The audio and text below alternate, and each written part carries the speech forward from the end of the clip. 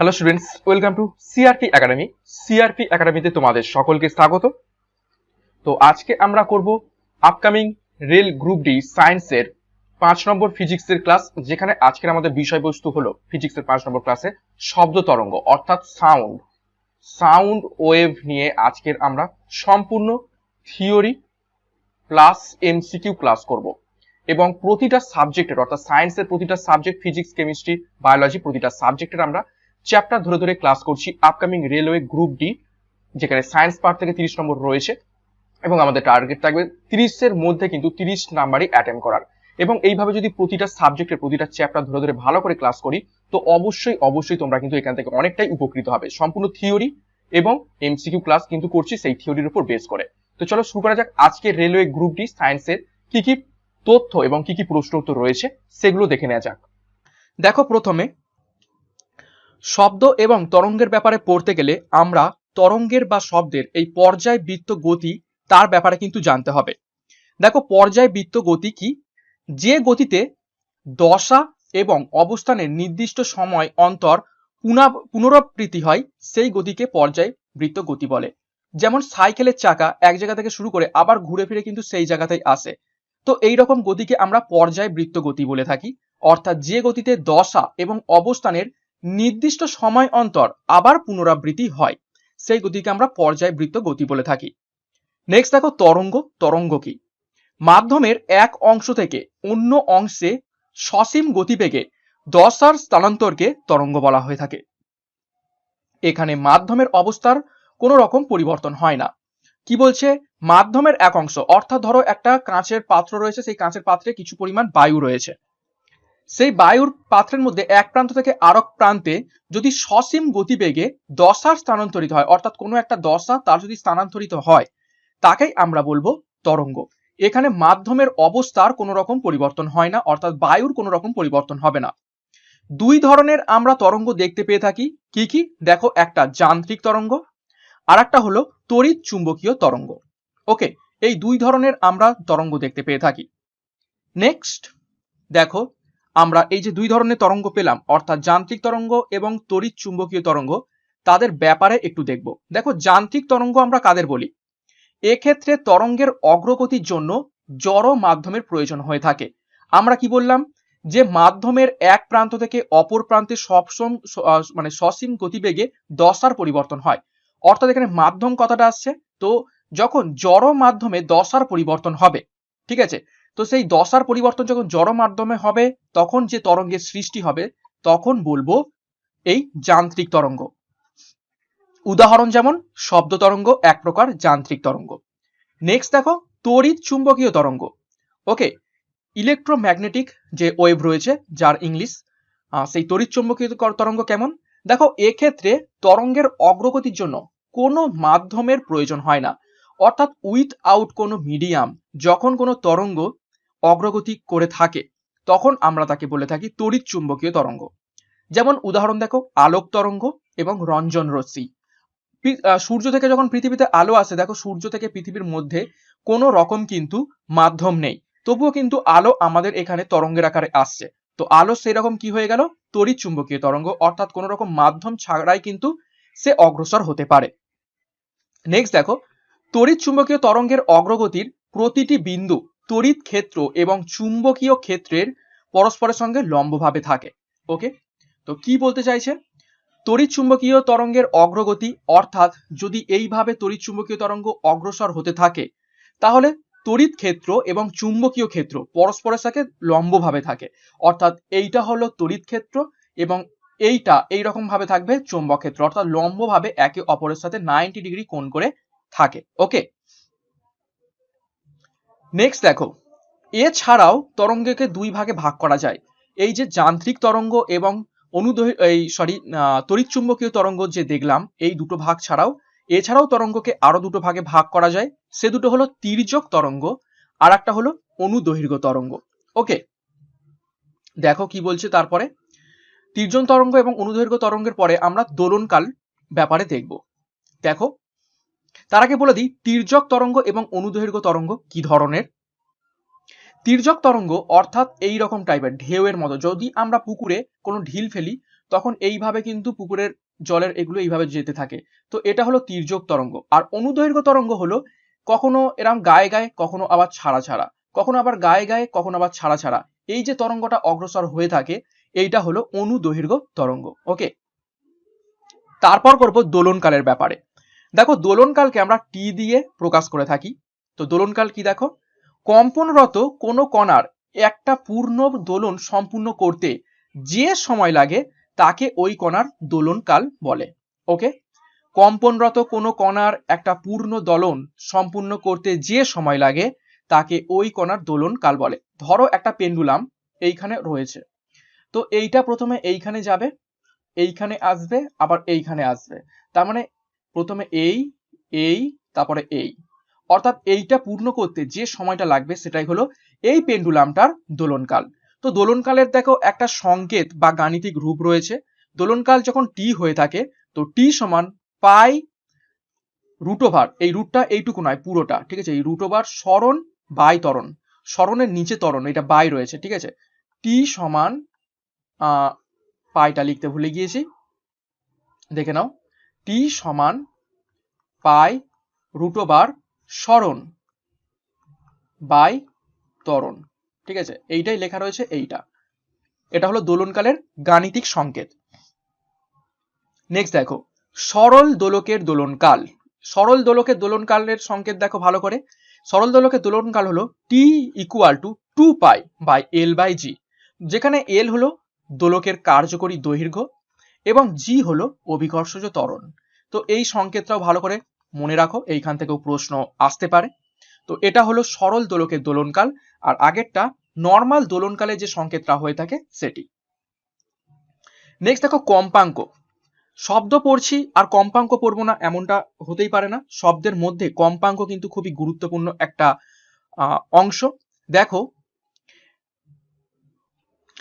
এটা এল নয়, এটা হবে এক, ঠিক আছে, এক দোল গতি সম্পন্ন কোনো বস্তুকণা প্রতি সেকেন্ডে যতগুলি পূর্ণ দোলন সম্পূর্ণ করতে পারে তাকে ওই বস্তুকণার কম্পাঙ্ক বলে থাকি। অর্থাৎ কি বলছে, এক দোল গতি সম্পন্ন কোনো বস্তুকণা প্রতি সেকেন্ডে, এক সেকেন্ডে যতগুলো পূর্ণ দোলন সম্পন্ন করতে পারবে তাকে ওই বস্তুর কম্পাঙ্ক বলবো। ওকে, দেখো দোলনকাল এবং কম্পাঙ্কের মধ্যে সম্পর্ক রয়েছে একটি, সেটা হলো T equal to 1/n, T equal to 1/n, এটা হলো সম্পর্ক, যেখানে টি হলো দোলনকাল এবং n ইকুয়াল টু কি, কম্পাঙ্ক। ওকে, এটা হলো এই কম্পাঙ্কের মধ্যে সম্পর্ক। নেক্সট দেখো তরঙ্গের গতিবেগ এবং তরঙ্গের দৈর্ঘ্যের মধ্যে সম্পর্ক। তরঙ্গের গতিবেগ এবং তরঙ্গ দৈর্ঘ্য, দেখো মাধ্যমের মধ্যে পাশাপাশি অবস্থিত সমদশা সম্পন্ন দুটি কম্পনরত কণার মধ্যবর্তী দূরত্বকে বলা হয় তরঙ্গ দৈর্ঘ্য, বা যেটাকে সংকেতে বলা হয় থাকে ল্যামডা। কি বলছে ভালো করে বোঝার চেষ্টা করি। কোনো একটা মাধ্যমের মধ্যে পাশাপাশি অবস্থিত সমদশা সম্পন্ন দুটি কম্পনরত কণার মধ্যবর্তী দূরত্বকে তরঙ্গ দৈর্ঘ্য বলে। যদি ধরো আমি এভাবে যদি তোমাদের বোঝানোর চেষ্টা করি, এইখান থেকে একটা শুরু হলো, এই শুরু হলো, এই শুরু হলো, এই শুরু হলো, এই শুরু হলো, ঠিক আছে, তো এটার এই যে এই বিন্দু এবং এই বিন্দু দুটো একই রকম পর্যায়ে রয়েছে, একই সমদশা, এই যে সমদশা সম্পন্ন দুটি কম্পনরত কণা, তো এই দুটোর মধ্যেকার যে দূরত্ব এটাই হলো কি ল্যামডা বা তরঙ্গ দৈর্ঘ্য। ওকে, আবার নিচে দেখো এই আর এই দুটোর যে দৈর্ঘ্য রয়েছে সেইটাকে বলা হয় ল্যামডা বা তরঙ্গ দৈর্ঘ্য। ওকে, তো এখানে বলছে তরঙ্গের গতিবেগ এবং তরঙ্গের দৈর্ঘ্যের মধ্যে সম্পর্ক। তো তরঙ্গের গতিবেগ দেখো এখানে আমরা ভি দিয়ে প্রকাশ করছি, এই যে ভি, তো ভি সমান ল্যামডা বাই টি, ভি সমান ল্যামডা বাই টি, এইটাকে এখানে ভাবে লেখা রয়েছে। তো ইকুয়াল টু দেখো, যেখানে ল্যামডা হলো তরঙ্গ দৈর্ঘ্য, ওকে, এবং টি ইকুয়াল টু দোলনকাল, এবং এন ইকুয়াল টু আমরা জানি কি আগের এটাই দেখলাম, দেখো কম্পাঙ্ক। তো এখানে সমান হয়ে যাবে, তারপরে সমান হয়ে যাবে কি এন ল্যামডা। এই এন ল্যামডাটা কি করে পেলাম, দেখো আগের স্লাইডে দেখো টি ইকুয়াল টু 1/n, ঠিক আছে, তাহলে আমরা কি বলতে পারি, এন ইকুয়াল টু 1/t, এইভাবেও তো বলতে পারি, ঠিক আছে। ওকে, তো এটা হয়ে যাবে n ইকুয়াল টু ল্যামডা। ঠিক আছে, n ইকুয়াল টু ল্যামডা হয়ে যাবে। এই যে 1/t আমরা পেলাম না, এই 1/t ইকুয়াল টু এখানে n লিখতে পারি। তো এখানে এই nটাই এখানে দেখো এই যে 1/t এখানে অ্যাকচুয়ালি 1 ল্যামডা ইন্টু 1/t, তো ল্যামডা পড়ে রইলো এবং 1/t সমান n বসিয়ে দিলাম। তো এইটা হয়ে গেল পুরো সংকেত, গাণিতিক রূপ। ওকে, নেক্সট দেখো শব্দ তরঙ্গ। তো এবারে আমরা পড়বো শব্দ তরঙ্গ। দেখো শব্দের গতিবেগ বায়ুতে প্রমাণ চাপ এবং উষ্ণতায় 332 মিটার পার সেকেন্ড। এই পয়েন্ট থেকে কিন্তু প্রশ্ন পরীক্ষায় আসে যে প্রমাণ চাপ এবং উষ্ণতায় শব্দের গতিবেগ কত, সেটা হলো 332 মিটার পার সেকেন্ড। তারপর শব্দের গতিবেগ প্রধানত নিম্নলিখিত বিষয়গুলির ওপর নির্ভর করে। এই পয়েন্ট থেকে গুরুত্বপূর্ণ প্রশ্ন কমন আসে, কোন কোন কোন কোন ব্যাপারগুলোর ওপর বা বিষয়গুলির ওপর নির্ভর করে। দেখো 1 নম্বরে রয়েছে উষ্ণতা। উষ্ণতার ওপর কিন্তু শব্দের গতিবেগ নির্ভর করে। যদি বাতাসের উষ্ণতা হচ্ছে বেড়ে যায়, এটা হবে বেড়ে, ঠিক আছে, এটা হচ্ছে বেড়ে। যদি বাতাসের উষ্ণতা বেড়ে যায় তবে শব্দের গতিবেগও কিন্তু বেড়ে যায়। অর্থাৎ উষ্ণতা টেম্পারেচারের সাথে হচ্ছে শব্দের গতিবেগ কিন্তু একদম প্রপোর্শনাল ভাবে রয়েছে। ওকে, অর্থাৎ উষ্ণতা বাড়লে বাতাসের গতিবেগও বেড়ে যাবে। দেখো প্রতি 1 ডিগ্রি সেন্টিগ্রেড বৃদ্ধিতে বায়ুতে বাতাসের গতিবেগ 61 সেমি পার সেকেন্ড বৃদ্ধি পায়। এই পয়েন্টটা থেকে কিন্তু প্রশ্ন আসে। প্রতি 1 ডিগ্রি সেন্টিগ্রেড উষ্ণতায় বাতাসের শব্দের গতিবেগ 61 সেমি পার সেকেন্ড, এটা হচ্ছে সেমিতে রয়েছে 61 সেমি, তো মিটারে হলে হয়ে যাবে 6.1 মিটার পার সেকেন্ড করে বেড়ে যায়। খুবই গুরুত্বপূর্ণ পয়েন্ট এবং এই পয়েন্টটা থেকে কিন্তু একদম হুবহু প্রশ্ন বিগত বছরে এসেছে যে প্রতি 1 ডিগ্রি সেন্টিগ্রেড উষ্ণতা বৃদ্ধিতে বায়ুতে বাতাসের গতিবেগ কত বৃদ্ধি পায়। হয় অপশনে থাকবে 6.1 অথবা মাঝে মাঝে 6.4ও থাকে, অথবা থাকবে 61 সেমি বা 64 সেমি পার সেকেন্ড। নেক্সট আর্দ্রতা। আর্দ্রতার ওপরেও বাতাসে শব্দের গতিবেগ নির্ভর করে। আর্দ্রতা বৃদ্ধির সঙ্গে সঙ্গে বাতাসের গতিবেগও কিন্তু শব্দের গতিবেগও কিন্তু বৃদ্ধি পায় এবং এই কারণেই বর্ষাকালে বায়ুতে শব্দের বেগও বৃদ্ধি পায়। জলীয় বাষ্প বাতাসের তুলনায় হালকা হয়ে থাকে এবং জলীয় বাষ্প এবং বাতাসের ঘনত্বের অনুপাত দেখো 9:14.4। সুতরাং শব্দের গতিবেগ বাতাসের আর্দ্রতার সঙ্গে বৃদ্ধি পায় এবং এই জন্য বর্ষাকালে শব্দের গতিবেগ বৃদ্ধি পায়। তো কি কি দেখলাম, উষ্ণতা এবং আর্দ্রতা দুটোই বৃদ্ধি পেলে বাতাসের মধ্যে শব্দের গতিবেগ কিন্তু বৃদ্ধি পায়। তারপর দেখো চাপ। চাপের সঙ্গে শব্দের গতিবেগের কোনো পরিবর্তন হয় না, অর্থাৎ চাপ বাড়ুক কি কমুক সেখানে কিন্তু শব্দের গতিবেগের কোনো রকম পরিবর্তন হয় না। তারপর দেখো ঘনত্ব। মাধ্যমের ঘনত্ব বাড়লে শব্দের গতিবেগ কমে যায়, এটা হচ্ছে ব্যস্তানুপাতিক রয়েছে। উষ্ণতা এবং আর্দ্রতা তার সাথে সমানুপাতিক ছিল, অর্থাৎ উষ্ণতা এবং আর্দ্রতা দুটোই বৃদ্ধি পেলে বাতাসে শব্দের গতিবেগ বৃদ্ধি পাবে। চাপের ওপর কোনো রকম নির্ভর করে না। আর ঘনত্ব যদি বেড়ে যায় তাহলে বাতাসের গতিবেগ কমে যাবে, আর ঘনত্ব যদি কমে যায় তাহলে বাতাসে শব্দের গতিবেগ কিন্তু বেড়ে যাবে। ওকে, তো এই 4টে ক্ষেত্রের ওপর কিন্তু শব্দের গতিবেগ নির্ভর করে থাকে। নেক্সট দেখো বিভিন্ন ধরনের শব্দ তরঙ্গ। এইখান থেকেও প্রশ্ন আসে। দেখো শব্দোত্তর শব্দ যার কম্পাঙ্ক 20,000 হার্জের উপরে, অর্থাৎ 20,000 হার্জ। দেখো এখানে হার্জ লেখা রয়েছে, তার মানে শব্দের তরঙ্গের মাপার একক কি? শব্দ তরঙ্গের মাপার একক হলো হার্জ। ওকে, এবং 20,000 হার্জের ওপরের শব্দকে বলা হয় শব্দোত্তর শব্দ, যেগুলো আমরা শুনতে পাই না কানে। তারপর দেখো শ্রবণযোগ্য শব্দ, অর্থাৎ যে শব্দ আমরা কানে শুনতে পাই তাদের কম্পাঙ্ক থাকে 20 হার্জ থেকে 25,000 হার্জের মধ্যে। ওকে, 20 হার্জ থেকে 25,000 হার্জের মধ্যে শ্রবণযোগ্য শব্দ থাকে। এবং 3 নম্বর দেখো শব্দেতর শব্দ কম্পাঙ্ক। শব্দেতর শব্দ কম্পাঙ্ক হলো 20 হার্জের নিচে, 20 হার্জের নিচে কিন্তু এই হার্জ থাকে, তখন তাকে বলা হয় শব্দেতর শব্দ তরঙ্গ। এই শব্দ কিন্তু আমরা শুনতে পাই না। শুধুমাত্র 20 থেকে 25,000 হার্জের মধ্যে যদি শব্দর তরঙ্গ হয়ে থাকে তখনই আমরা সেই শব্দ শুনতে পারবো, অর্থাৎ শব্দোত্তর শব্দ এবং শব্দেতর শব্দ, অর্থাৎ 1 নম্বর এবং 3 নম্বর এই দুটো আমরা শুনতে পাই না। তারপর দেখো সুপারসনিক গতিবেগ। যদি কোনো বস্তুর গতিবেগ শব্দের গতিবেগের তুলনায় বেশি হয় তবে বস্তুর গতিবেগকে সুপারসনিক গতিবেগ বলা হয়ে থাকে। অর্থাৎ কি বলছে, যদি কোনো বস্তুর গতিবেগ শব্দেরও গতিবেগের থেকে বেশি হয় তখন আমরা সেই বস্তুর গতিবেগকে সুপারসনিক গতিবেগ বলবো। এখনকার দিনে যে সমস্ত জেট প্লেনগুলো যায়, যেগুলো ফাইটার প্লেন বা জেট প্লেনগুলো হয়ে থাকে, সেইগুলো কিন্তু সব সুপারসনিক গতিবেগে ছোটে, অর্থাৎ ওই প্লেনগুলোর গতি শব্দের গতিবেগের থেকেও বেশি। ওকে, তো সেই সমস্ত এবং সেই জন্য এই সমস্ত জেট প্লেনকে আমরা সুপারসনিক জেট প্লেন বলে থাকি। নেক্সট দেখো প্রতিধ্বনি।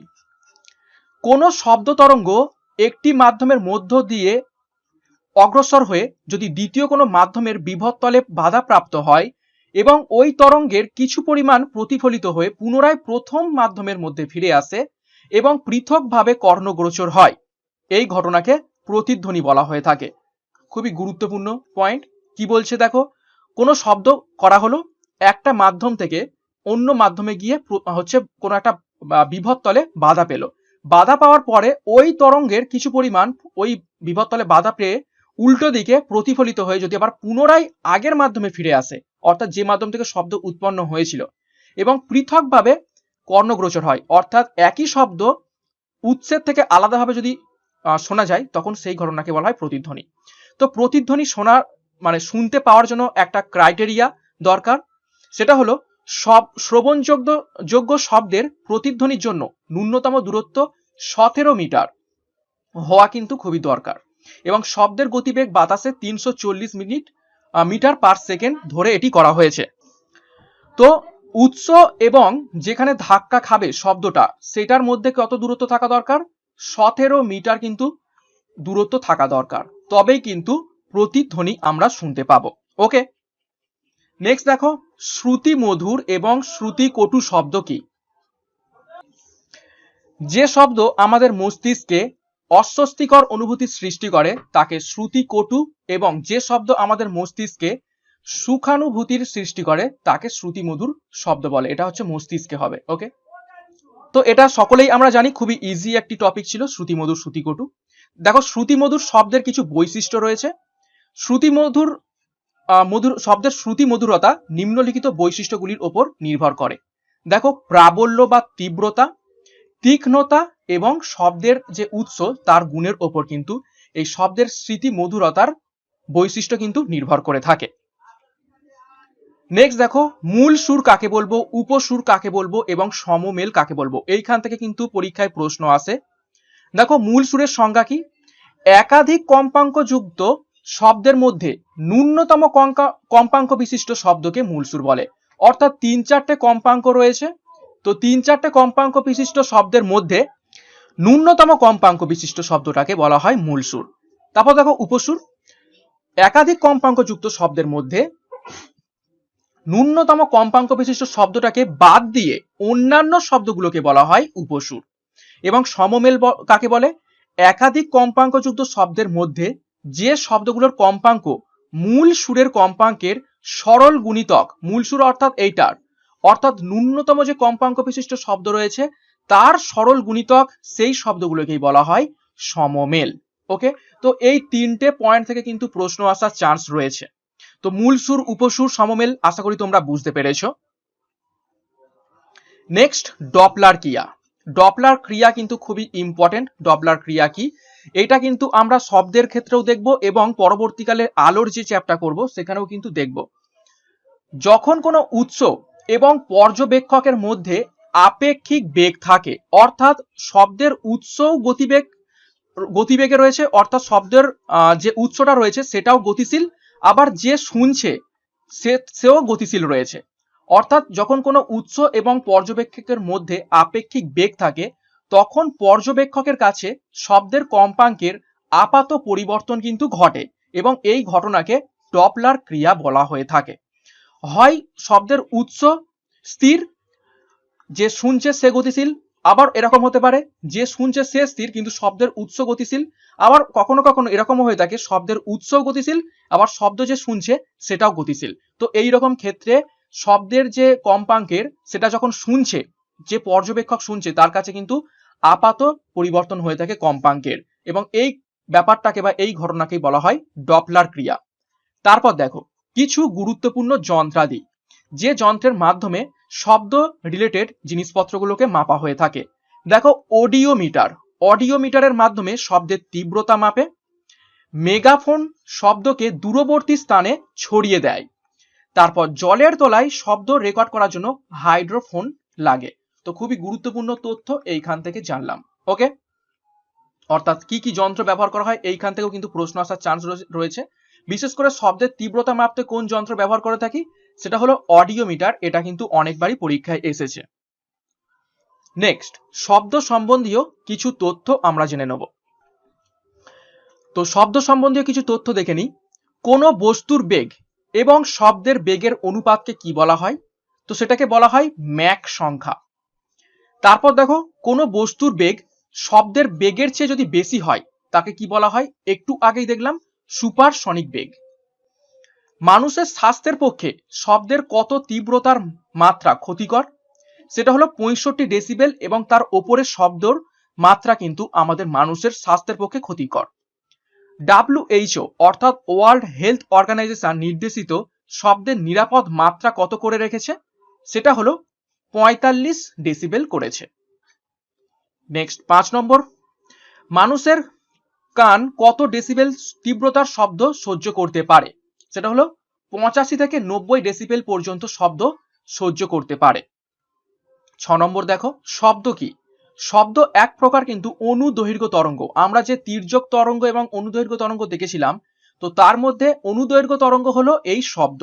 আরো একটি গুরুত্বপূর্ণ আমরা তথ্য এখান থেকে জানতে পারলাম। দেখো শব্দ বিস্তারের জন্য কোন মাধ্যমের প্রয়োজন? সেটা হলো বাস্তব মাধ্যম, অর্থাৎ শব্দ শূন্য মাধ্যমের মধ্য দিয়ে যেতে পারে না।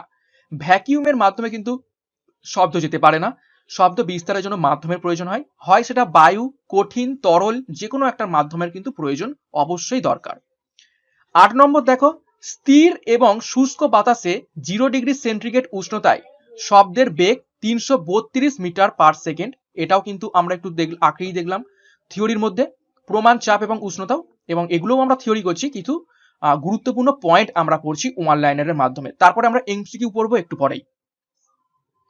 নেক্সট 9 নম্বর পয়েন্ট দেখো, 4 ডিগ্রি উষ্ণতায় জলে শব্দের বেগ কত মিটার পার সেকেন্ড? তারপরে 10 নম্বর, বায়ুর আর্দ্রতা বাড়লে শব্দের গতিবেগের কি পরিবর্তন হয়? বায়ুর যখন আর্দ্রতা বাড়ে তখন শব্দের বেগও বেড়ে যায়, একটু আগেই আমরা এটা পড়েছি। তারপর বায়ু বা গ্যাসের ঘনত্ব যদি কমে যায় তাহলে শব্দের বেগের পরিমাণ কি হবে? তো ঘনত্বের সাথে ব্যস্তানুপাত দেখেছিলাম, তো ঘনত্ব কমলে শব্দের বেগ বেড়ে যাবে।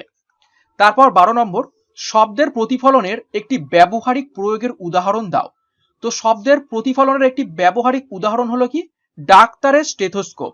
ডাক্তার যে আমাদের হৃৎপিণ্ডের যে হার্টবিট গুলো মাপে, সেটা হলো হার্টবিট মাপে যে শোনে, বা আমাদের বুকে যদি কোনো রকম কফ বসে থাকে সেগুলো শোনার জন্য ডাক্তার যে স্টেথোস্কোপ ব্যবহার করে থাকে, সেটা কিন্তু শব্দের প্রতিফলনের একটি ব্যবহারিক প্রয়োগ। 13 নম্বর পয়েন্ট, ফাঁকা হল ঘরে কথা বললে যে গম গম শব্দ শোনা যায় তা আসলে শব্দের কি? তা হলো শব্দের অনুরণন। খুবই গুরুত্বপূর্ণ এই পয়েন্টটা, পরীক্ষায় কিন্তু আসে। ফাঁকা হল ঘরে কথা বললে আমাদের শব্দগুলো কিন্তু সব জড়িয়ে মরিয়ে গম গম করে, তো এটা হলো শব্দের অনুরণন। 14 নম্বর দেখো, মেঘের গুড়গুড় শব্দ প্রকৃতপক্ষে কি? তো মেঘের প্রকৃতপক্ষে এগুলো গুড়গুড় শব্দটা মেঘ গর্জনের মূল শব্দের বহু প্রতিধ্বনির সমষ্টি। 15 নম্বর দেখো, ক্ষণস্থায়ী শব্দের রেস আমাদের মস্তিষ্কে কত সেকেন্ড পর্যন্ত স্থায়ী হয়? তো ক্ষণস্থায়ী শব্দের রেস আমাদের মস্তিষ্কে 1/10 সেকেন্ড পর্যন্ত স্থায়ী হয়। খুবই গুরুত্বপূর্ণ এই পয়েন্টটা, এইখান থেকে প্রশ্ন এসে থাকে। 16 নম্বর দেখো, শব্দ বিস্তারের জন্য কোন মাধ্যমের প্রয়োজন? এটা এক্ষুনি দেখলাম বাস্তব মাধ্যম, অর্থাৎ বায়ু বা কঠিন বা তরল। 17 নম্বর পয়েন্ট, স্থির এবং শুষ্ক বাতাসে 0 ডিগ্রি সেন্টিগ্রেড উষ্ণতায় শব্দের বেগ কত? এটাও দেখলাম 332 মিটার পার সেকেন্ড। দেখো এগুলো কিন্তু আবার রিপিট হয়ে গেছে, সবগুলো রিপিট হয়ে গেছে, তো এগুলো আমি সবই স্কিপ করে যাচ্ছি। দেখো সবগুলোই কিন্তু রিপিট হয়েছে, তো দেখো এইখান থেকে রিপিট হয়নি। ক্ষণস্থায়ী শব্দের প্রতিধ্বনি শুনতে হলে শ্রোতা ও প্রতিফলকের মধ্যে কমপক্ষে কত দূরত্ব থাকা দরকার? সেটা হলো 16.6 মিটার বা 17 মিটার। থিওরিতে আমরা যেটা পড়লাম, তো 17 মিটার বা 16.6 মিটার দূরত্ব থাকা প্রয়োজন শ্রোতা এবং প্রতিফলকের মধ্যে, যদি আমরা প্রতিধ্বনি শুনতে চাই। এবার আমরা কিছু এমসিকিউ করে নেব এই যে শব্দের তরঙ্গ এবং শব্দ নিয়ে এতক্ষণ যা থিওরি পড়লাম তার উপর বেস করে। দেখো, শব্দের উৎসকে কি বলা হয়? শব্দের উৎসকে বলা হয় সনক। নেক্সট, সাধারণত আমরা কোন কম্পাঙ্কের শব্দ শুনতে পাই? তো সেটা হলো একটু আগেই দেখলাম, কম্পাঙ্কের সেকেন্ডে 20 থেকে 20,000 হার্জের মধ্যে শব্দকে আমরা শুনতে পাই।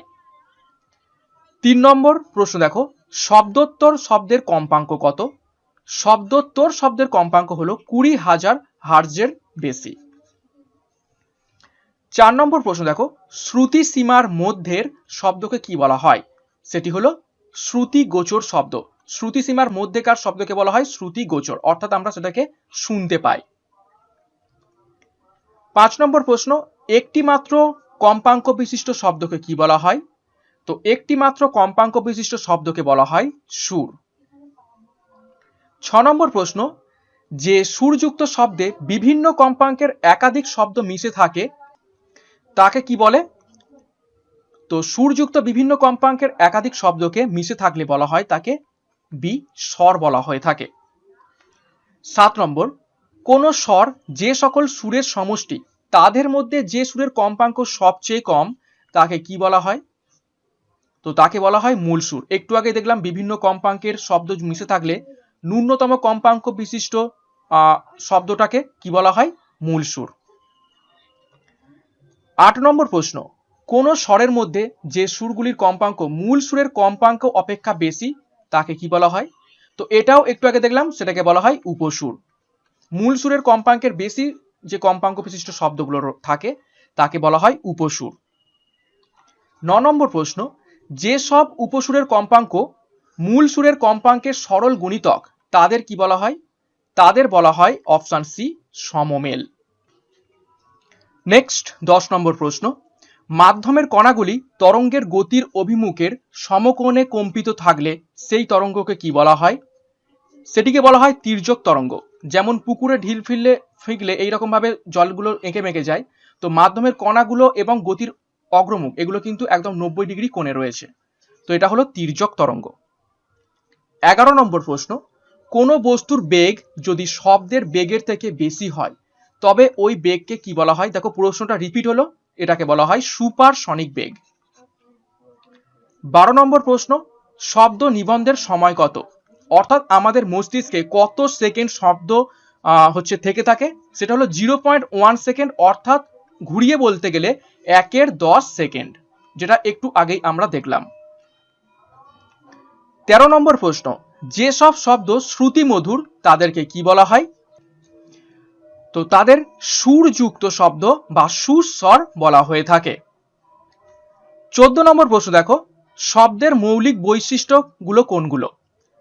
তো শব্দের মৌলিক বৈশিষ্ট্যগুলো হলো উপরের সবগুলো, অর্থাৎ প্রাবল্য, তীক্ষ্ণতা বা গুণ, এবং যার এই তিনটে গুণের উপর কিন্তু বেস করে আমরা কিন্তু শ্রুতি মধুর শব্দকে বুঝতে পারি। 15 নম্বর প্রশ্ন, যে বৈশিষ্ট্যের জন্য বিভিন্ন উৎস থেকে উৎপন্ন একই তীব্রতা এবং তীক্ষ্ণতা বিশিষ্ট স্বরগুলির মধ্যে পার্থক্য করা যায় সেটাই কোনটা? খুবই গুরুত্বপূর্ণ প্রশ্ন, ভিভিআই প্রশ্ন। তো একই উৎস থেকে উৎপন্ন বিভিন্ন যে শব্দগুলো হয়ে থাকে তাদের তীব্রতা এবং তীক্ষ্ণতার এগুলো একই হয়ে থাকলে তো আমরা তাদের আলাদা করতে পারি তাদের গুণ বা জাতির পার্থক্য দেখে। এবং আজকের ক্লাসের শেষ প্রশ্ন, প্রশ্ন নাম্বার 16, যে উপসুরের কম্পাঙ্ক মূল সুরের কম্পাঙ্কের দ্বিগুণ তাকে দ্বিতীয় সমমেল বা মূল সুরের কি বলা হয়? তো তাকে বলা হয় অষ্টক। এই অষ্টকটা আমরা বিভিন্ন গানে দেখে থাকি। তো আজকের রেলওয়ে গ্রুপ ডি সায়েন্সের ফিজিক্সের 5 নম্বর ক্লাস, যেখান থেকে আমরা সম্পূর্ণ সাউন্ড ওয়েভের ব্যাপারে ডিটেলসে থিওরি প্লাস এমসিকিউ ক্লাস করে ফেললাম। তো আশা করছি এখান থেকে তোমরা অনেক প্রশ্নই কিন্তু কমন পাবে। যে ধরনের প্রশ্ন পরীক্ষা আছে সেই ধরনের প্রশ্নই কিন্তু করেছি, এবং থিওরি করে রাখলে কোনো রকম এমসিকিউ কিন্তু প্রবলেম হবে না। ওকে, তো আজকে ক্লাসটা এখানে শেষ করলাম। নেক্সট দিন আরো একটা গুরুত্বপূর্ণ সাবজেক্টের গুরুত্বপূর্ণ চ্যাপ্টার নিয়ে রেলওয়ে গ্রুপ ডি সায়েন্সের ক্লাসের মধ্যে আমি হাজির হয়ে পড়বো। ততক্ষণের জন্য বাই, থ্যাংক ইউ।